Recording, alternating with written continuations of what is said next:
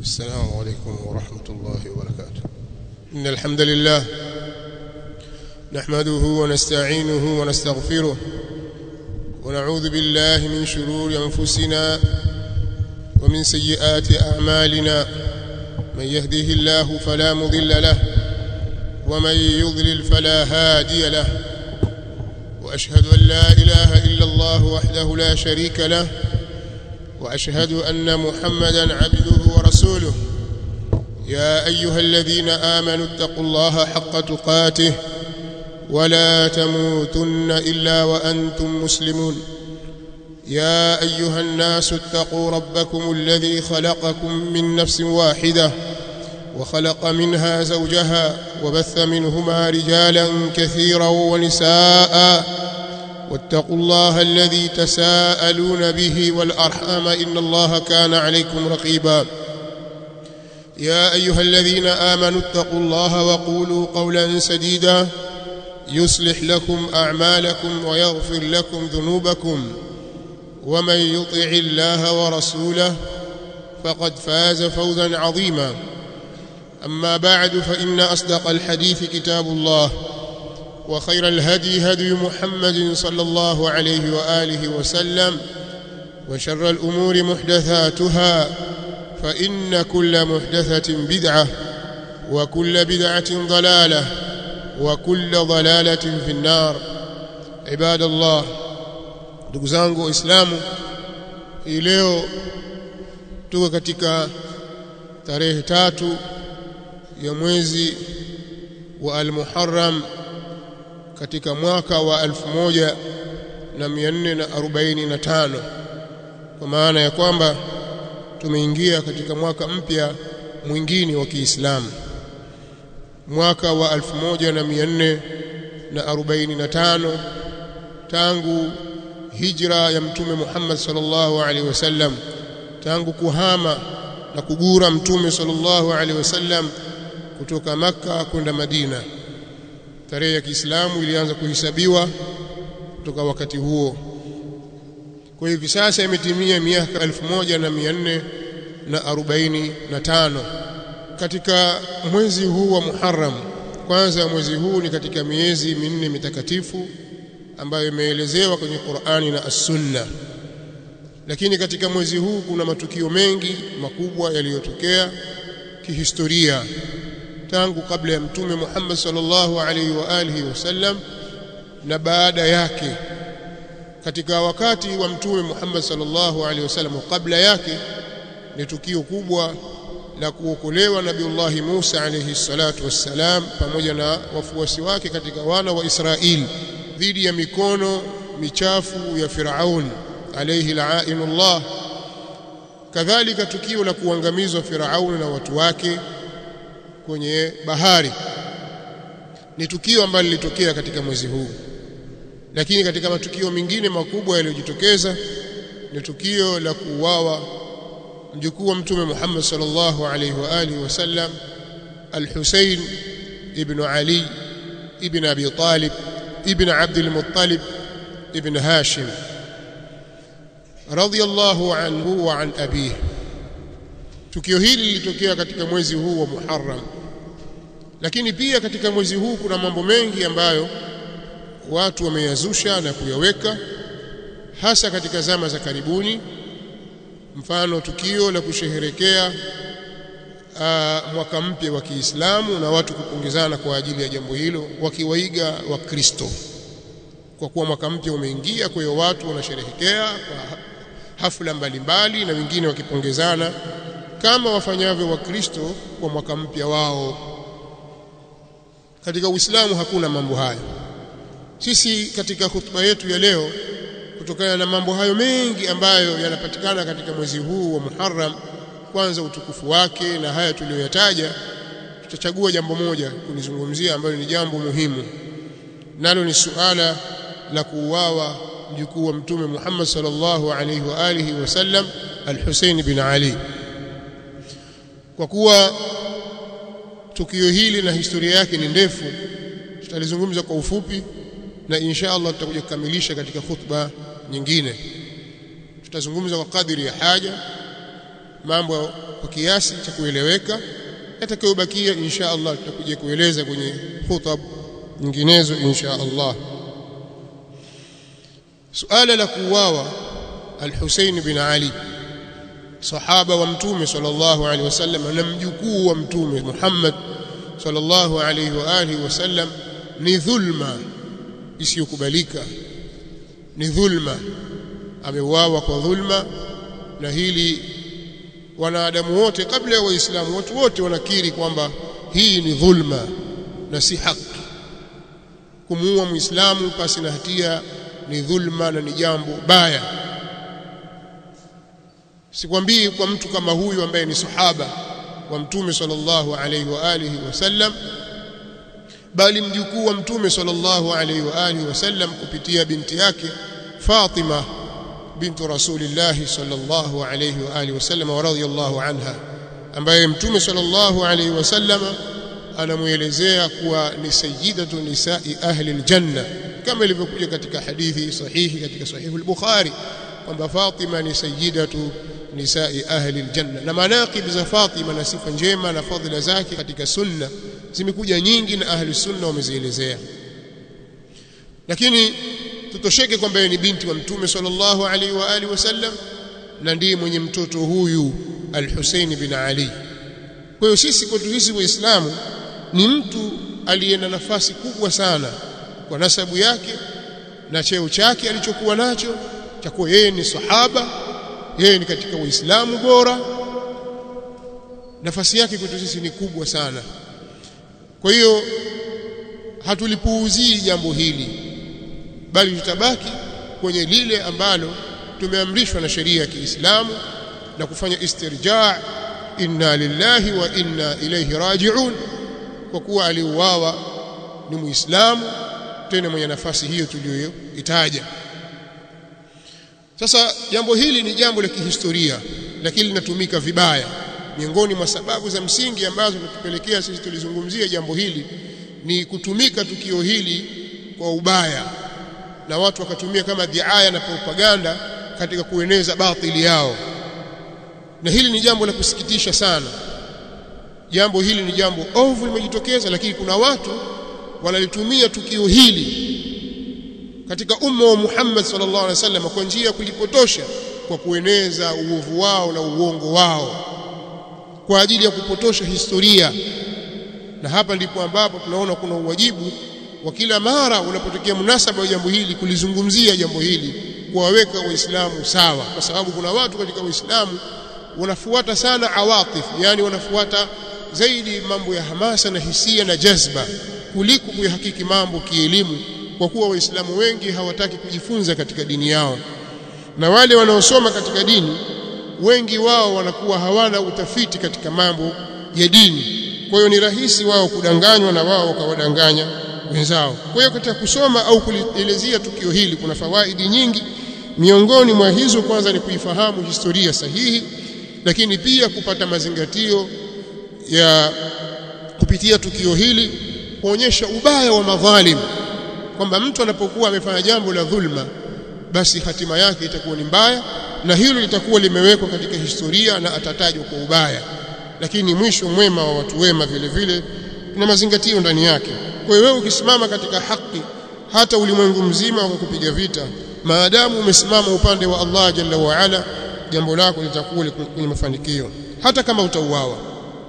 Na vile vile tunalizungumzia jambo hili kwa sababu ya kubatilisha au kuweka sawa upotoshaji ambao unafanywa. Al-Husayn bin Ali radhiyallahu ta'ala anhuma, kama tulivyomuelezea, yeye ni sahaba mwenye fadhila nyingi kiasi ambacho Mtume sallallahu alaihi wa alihi wasallam alifikia kutuambia kwamba Al-Hasan wal-Husayn sayyida shababi ahli al-janna. Hasan na Husayn hawa ni mabwana wawili wa watu wa peponi, kwa maana kwamba watu hawa watakwenda peponi, na huko peponi ni mabwana wakubwa. Na hadithi hizi wamezitaja na kuzipokea ahli sunna wal jamaa. Hadithi hii ameitaja al-Imam Tirmidhi katika jamii yake kutoka kwa Abu Sa'id al-Khudri radhiyallahu ta'ala anhu. Kwa maelezo haya ni kuonyesha kwamba ahli sunna wal jamaa wako pamoja na ahlul bait, na wala hawajawapiga vita ahlul bait. Ahlus sunnah wal jamaa wanawapenda ahlul bait na wala hawachukii ahlul bait, na wanaitakidi ahlus sunnah kwamba yoyote mwenye kuwapiga vita ahlul bait basi huyo ni adui wa Allah na adui wa Mtume sallallahu alaihi wasallam na ni adui wa waumini. Huo ndio msimamo wa ahlus sunnah wal jamaa. Kwa hiyo kulichukua tukio hili na kulifanya kama ndio ushahidi wa kuonyesha kwamba ushia uko sawa na wao wako pamoja na ahlul bait na wanawatetea ahlul bait ni kupotosha. Au kulichukua tukio hili na kulifikisha kwa umma kuonyesha ya kwamba ahlus sunnah wal jamaa wanawachukia ahlul bait mpaka kufikia kuwaua ni kupotosha historia sahihi. Kwa tutaeleza historia tuonyeshe kwamba ni kina nani waliomuua al-Hussein.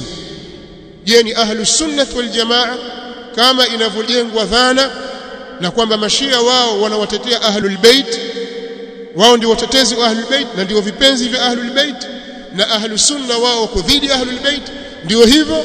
Kupitia tukio hili utafahamu uongo na propaganda za uongo zinazoenezwa katika tukio hili na kuenezwa kupitia ahlul bait. Si kweli kwamba ashia ar-rafidha kwamba wana mapenzi ya kweli na ahlul bait, sio kweli. Na sio kweli kwamba ahlus sunna wanawachukia ahlul bait, kwa sababu tukio hili linaonyesha wazi na kuwakashifu wao kwamba wao ndio wenye chuki na ahlul bait na ndio waliwaua ahlul bait. Lakini kwa nini wanawataja ahlul bait? Wanataka kulitumia tukio au kuwatumia ahlul bait kama ndio ngao yao na kama ndio jishuka lao la kujifunika, ili yasidhihiri yale maovu yao wanaoyafanya dhidi ya Uislamu. Nikiingia kwenye tukio hili lilitokea sehemu moja ikiitwa Karbala. Karbala ni mji ambao au ni mkoa na ni jimbo liko ndani ya Iraq, sehemu ya kusini magharibi mwa Baghdad, kwa umbali wa kilomita takriban 100 mpaka 105 kutokea Asim, yani mji mkuu wa Baghdad, mpaka kufika katika mji wa Karbala. Al-Hussein bin Ali radhiyallahu ta'ala anhu katika mwaka wa 60 Hijiria, baada ya kufariki Muawiya ibn Abi Sufyan radhiyallahu anhuma, Allah amridhie yeye na baba yake. Muawiya radhiyallahu anhu alipofariki tayari aliacha maagizo ya kutawala na kuongoza mtoto wake Yazid ibn Muawiya. Yazid si sahaba na Yazid hakuwa mwema hivyo, bali anakuwa na mambo mengi ya kimakosa ambayo wengi katika Waislamu wa wakati ule hasa masahaba hawakuwa wakiridhia. Lakini alipitishwa akawa yeye ndiye mtawala, kwamba atakuwa nafasi ya utawala wa Waislamu. Utawala huu aliupata Muawiya baada ya msuguano mrefu baina yake na Ali bin Abi Talib radhiyallahu ta'ala anhu, mpaka alipokufa Ali bin Abi Talib. Msuguano ule ukaendelea kidogo wakati wa Al-Hasan, alipokuwa Hasan amerithi nafasi ya baba yake radhiyallahu ta'ala anhu, lakini kwa maslaha aliyoyaona kwamba sisi kwa sisi Waislamu tuuana, tupigana kwa sababu ya huu uongozi, basi mimi nitajiuzulu na nafasi yangu atapewa Muawiya aongoze Waislamu. Kwa hiyo akajiuzulu katika nafasi yake, akashika nafasi ile Muawiya tangu mwaka wa 40. Mwaka ule ukaitwa mwaka wa umoja, baada al-Hasan ibn Ali ibn Abi Talib kaka yake al-Hussein kujiuzulu kwenye nafasi yake na kumwachia Muawiya aongoze dola ya Kiislamu. Bila ya shaka kama Muawiya angekuwa ni kafir kama alivyokuwa Abu Jahal, au ni kafiri kama Abu Lahab au Umayya bin Khalaf au wengineo katika makafiri katika sanadidi Quraysh, Al-Hasan bin Ali asingethubutu kumpa nafasi ile Muawiya. Yeye aliona kwamba huu ni ugomvi wa kimadaraka, sio kiitikadi. Hizi ni ikhtilafu za kiutawala na siasa. Maslaha yaliyoko, akaona kwamba nafasi hii ni mkabidhi Muawiya, na wao wakawa wako nyuma ya Muawiya, na Muawiya akalitawala jambo hili kwa uzuri tangu mwaka huo wa 40 mpaka alipokufa mwaka wa 60. Baada ya kufariki Muawiya radhiyallahu ta'ala anhu, na yeye kupitisha maamuzi ya kumtawalisha mwanawe Yazid, masahaba wengi walilipinga jambo hili, lakini wengine walikaa kimya. Miongoni mwa waliopinga jambo hili alikuwa ni Al-Hussein bin Ali radhiyallahu ta'ala anhu, na akawa ametoka Madina amekimbilia zake Makkah. akakataa kuchukua kiapo cha utiifu cha kumtambua Yazidi kuwa ni mtawala. Shida ikaanzia hapa. Kwa Al-Husaini akawa amekwenda zake Makka, amekimbilia Makka, na baadhi ya waislamu katika masahaba na tabi'in hawakuliunga mkono jambo hili la kuteuliwa Yazid. Wengine wakaona kwa sababu hili ni jambo lishapita na ni fitna, wakakaa kimya. Baada ya Al-Husaini bin Ali bin Abi Talib kukimbilia katika mji wa Makka, ndipo habari zilipofika Al-Kufa, mambo yakaanza kubadilika sasa, na fitna ndipo ilipoanzia. Nasallallahu lana wa lakum al-afiyata was-salam. Alhamdulillahi rabbil alamin, wa sallallahu wa sallama wa baraka ala rasulih al-amin wa ala alihi wa sahabatihi ajma'in wattabi'ina lahum bi ihsan ila yawmiddin wa sallim tasliman kathira. Amma ba'd. Ndugu zangu waislamu, kuhusiana na tukio hili la kuuawa Al-Husayn, tukio la kinyama la dhulma, nataka tufahamu tu kwamba njama zake zimepangwa kutokea katika mji wa Al-Kufa. Mji wa Al-Kufa ni mji ambao uko katika nchi ya Iraq mpaka hii leo, uko ndani ya Iraq. Njama za kuuawa Al-Husayn bin Ali zilipangwa huko na watu wanaojiita kuwa ni wapenzi wa Ahlul Bait, wakidai kwamba wao ndio vipenzi vya Ahlul Bait, watu wa nyumbani kwa Mtume sallallahu alaihi wasallam. Wanawapenda watu wa nyumbani kwa Mtume sallallahu alaihi wasallam, lakini si hivyo. Wao walitumia Ahlul Bait kama ndio ngao yao ya kuwahami dhidi ya mashambulizi yoyote kutoka kwa Waislamu. Wakishambuliwa ionekane kwamba wanashambuliwa Ahlul Bait kwa sababu wao ndio wafuasi wao na wao wanawapenda. Kwa ni kama ngome ya kujihami. Ukiwashambulia inaonekana kwamba wewe una chuki na Ahlul Bait. Kwa nini? Kwa sababu unawashambulia watu wanaopenda Ahlul Bait. Kadhiban wa zuran, kwa uongo na uzushi tu. Njama hizi zilipangwa katika mji huo, na katika kuthibitisha kwamba mji wa Kufa ndilikuwa mkusanyiko wa watu wanaojidai kuwa ni wafuasi wa Ali bin Abi Talib pamoja na watoto wake na wapenzi wa Ahlul Bait. Wao wenyewe Mashia katika vitabu vyao wanalizungumzia hili. Kwa mfano, Baqir Sharif Al-Qurashi katika kitabu chake Hayatul Imam Al-Husayn kwenye juzuu ya 3 ukurasa wa 12 anaeleza wazi, anasema inna Al-Kufata kanat mahdan lishia, hakika mji wa Al-Kufa ilikuwa ndio mahali na ndio kituo cha Shia, wa mawtinan min mawatin al-alawiyin, na ni mji katika miji ya watu wanaojinasibisha na Ali bin Abi Talib. وقد أعلنت إخلاصها لأهل البيت في كثير من المواطن, na kwa hakika walitangaza ikhlasi yao na utakasifu wao wa kimapenzi kwa Ahlul Bait katika nyanja nyingi. Lakini watu hawa Al-Kufa ndio ambao walimkosesha nusra na kumuudhi na kumfanyia vitimbi Ali bin Abi Talib radhiyallahu ta'ala anhu, na yeye aliliona katika uhai wake, na siku moja akawahutubia akiwaambia, ya ahla al-Kufa munitu minkum bi 32, enyi watu wa Kufa, mimi nimepata uzoefu kwenu nyinyi kwa mambo matatu na mingine mawili, jumla mambo matano. Mimi nimejifunza kwenu, nikatazama nikapata uzoefu kwenu nyinyi kwenye mambo matano. Sifa tano nyinyi mko nazo. Summun dhau asma', nyinyi ni viziwi wenye masikio. Wa bukmun dhau kalam, na nyinyi ni mabubu wenye maneno. Wa umyu dhau absar, na ni vipofu wenye macho. Mambo matatu, nyinyi ni vipofu lakini mna macho. Nyinyi ni mabubu lakini mnasema. Nyinyi ni viziwi lakini mna usikivu, mwasikia kivi viziwi. Kwa hiyo anathibitisha kitu na anakanusha kitu. Kwa maana nyinyi mnayo macho lakini mwashindwa kuiona haki. Mnayo masikio ya kusikia na mnasikia lakini hamuisikii haki. Na vile vile nyinyi mnaweza kusema lakini hamwezi kuizungumza haki, ni watu waovu. La ahrara sidqin 'inda al-liqa, nyinyi si waungwana wa ukweli kabisa wakati wa kukutana na maadui. Kama adui anakuja, nyinyi si waungwana wala hamna ukweli. Wala ikhwana sidqin 'inda al-liqa, wala sio ndugu wa kweli wa kutegemewa wakati wa mapambano na kukutana na adui. Taribat aidikum, imeangamia mikono yenu iwe imeangamia. Ya ashbaha al-ibli ghaba anha ru'atuha, enyi watu mnaofanana na ngamia ambao wachungaji wake wametoweka. Kama ngamia ambao hawana mchungaji, hamwezi kudhibitiwa. Haya ni mambo ambayo Ali bin Abi Talib aliyaona kwa watu wa mji wa Al-Kufa. Sasa lilipokuja suala la kuwa Husaini radhiyallahu ta'ala anhu hakubaliani na uteuzi wa kuteuliwa Yazid, wao wakapatia hapo hapo, wakaanza kuandika barua nyingi kupelekea Al-Husaini wakimtaka aende katika mji wa Al-Kufa.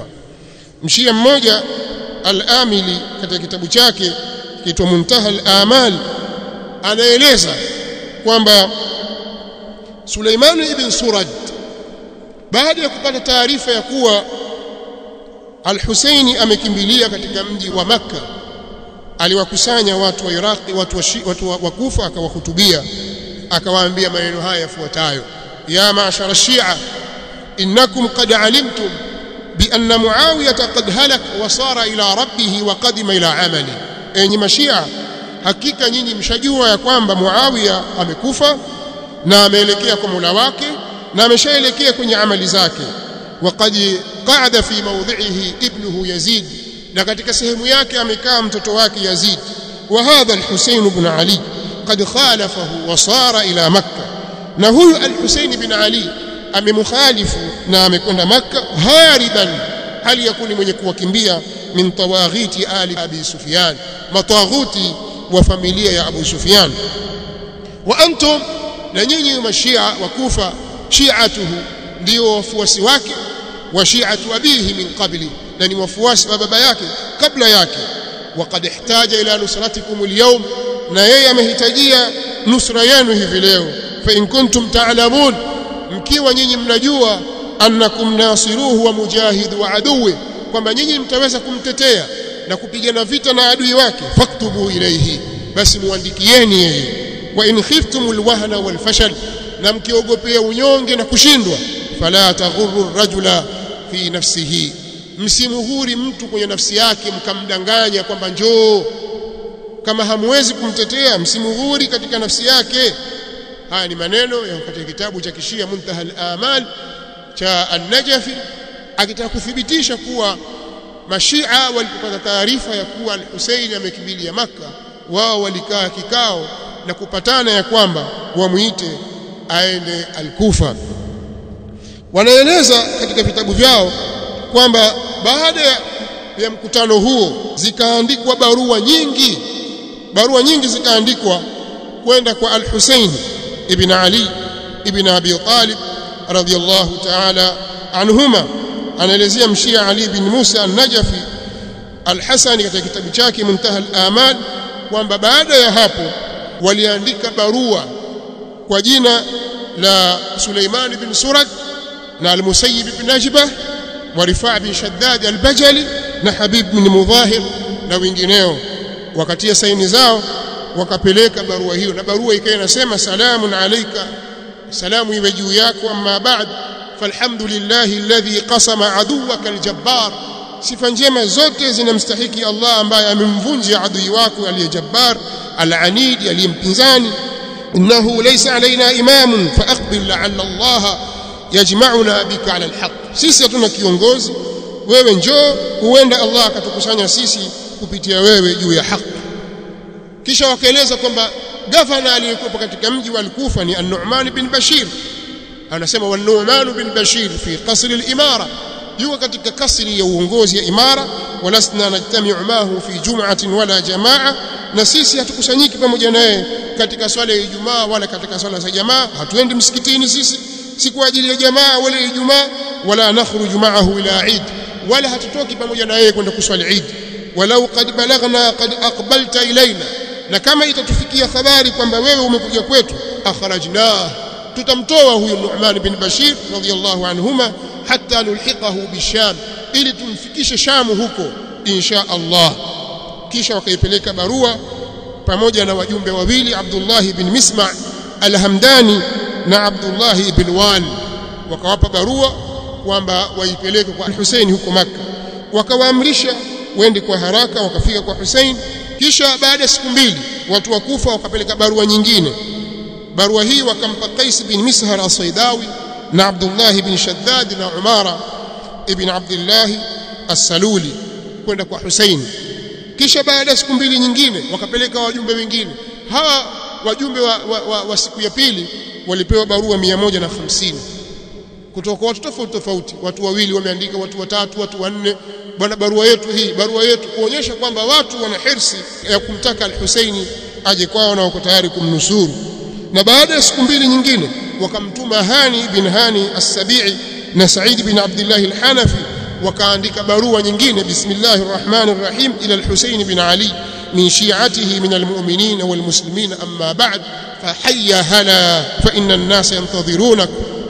Njoo, hakika watu wanakusubiri wewe. La ra'ya lahum ila ghayrik, wao hawana rai nyingine kwa asiyekuwa wewe. Fal ajal al-ajal thumma al-ajal al-ajal wassalam, fanya haraka, kisha mwisho ni wassalam. Barua ikawa imeishia hapo. Kwa hiyo hapa tunafahamu ya kwamba watu wanaoishi katika mji wa Kufa, wengi wao kama sio wote, wengi wao walikuwa wanadai mapenzi kwa ahlul bait, ni watu wanaopenda ahlul bait. Hilo ndio jambo linalofahamika, na wao kwenye vitabu vyao wanaliandika hilo kwamba Kufa ni mawtinul alawiyin, mawtinu shia, kwa sababu Abdullah ibn Saba alipata wafuasi wengi katika mji wa al-Kufa. Myahudi Abdullah ibn Saba al-Yahudi al-Himyari alipata wafuasi wengi katika mji wa Kufa, hasa katika fitna ile ya kuuawa Uthman radhiyallahu ta'ala anhu. Kwa hiyo ni mji ambao umejitenga kwa ajili ya fitna, kama alivyotabiri Mtume sallallahu alaihi wa alihi wasallam, akionyesha mkono katika upande wa mashariki kwamba al-fitnatu hahuna, fitna ya Waislamu itatokea hapa. Kwa hiyo watu hawa wa Kufa ambao wengi wao wanajidai kuwa ni wafuasi na ni wapenzi wa ahlul baiti, walikusanyika na wakafanya mkutano wao, maazimio yakawa ni kumuita al-Husayn. Kwa hiyo al-Kufa ni mji wa Mashia, na wao ndio walioandika barua za kumuita al-Husayn kwamba sisi tuko pamoja na wewe, njoo, hatumkubali Yazid.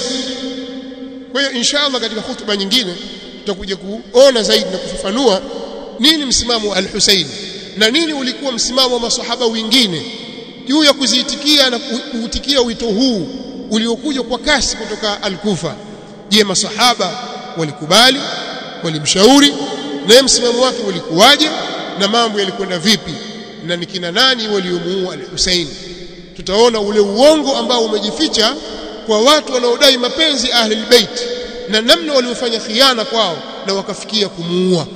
Leo tunaona katika miji mbalimbali katika mwambao huu wa Afrika Mashariki na nje ya hapa na nje ya nchi hizi, kila unapofika Muharram wanapojitokeza watu wanaodai kwamba wao ni wapenzi wa ahlul bait